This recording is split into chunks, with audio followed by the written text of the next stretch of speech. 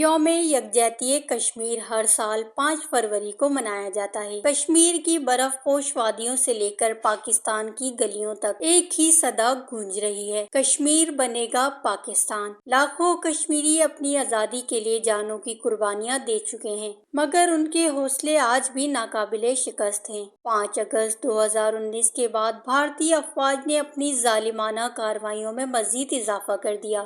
غیر قانونی گرفتاریاں، کرفیو، مواصلاتی پابندیاں اور سنگین انسانی حقوق کی خلاف ورزیوں نے مقبوضہ وادی کو ایک کھلی جیل میں تبدیل کر دیا۔